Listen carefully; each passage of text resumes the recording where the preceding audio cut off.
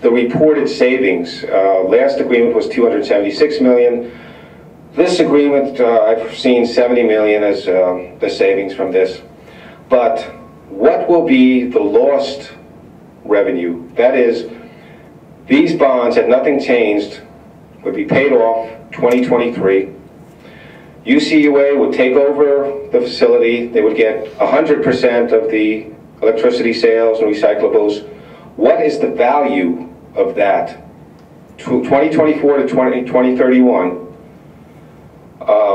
What is the value of those 8 years that you're pretty much giving away? No electricity sales, no recyclables.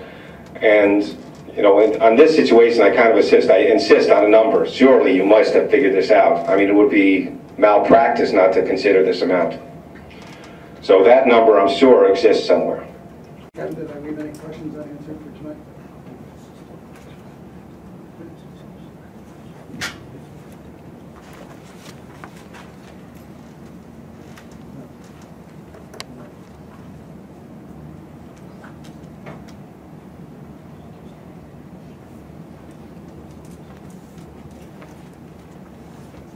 Fair. There was a calculation about, I would prefer not to call it lost value, Mr. Berry, but you can call it whatever you want. Certainly, I keep talking about the benefits, the reduction in fees, the fact that the debt service, all the things that I believe makes this transaction work. But you are right, the transaction does currently end in 2023. And there is a value associated with having it end then. No more debt service, no more costs associated with some of these other obligations that the authority is taking on by extending. And it's like when the homeowner refinances their home. There is definitely an additional cost involved in stretching your debt out over a longer period of time. And yes, those calculations have been made.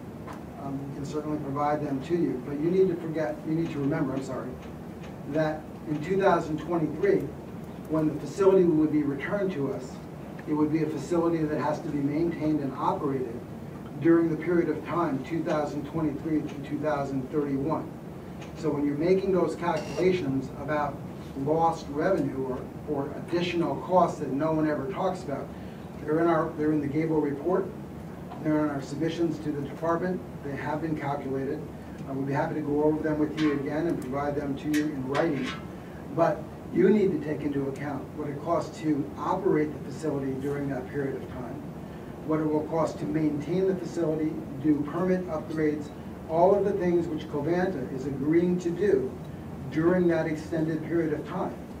And when you take those things into account, the cost savings, the reductions in rates, and the things that we've been advocating for outweigh the cost of refinancing the debt.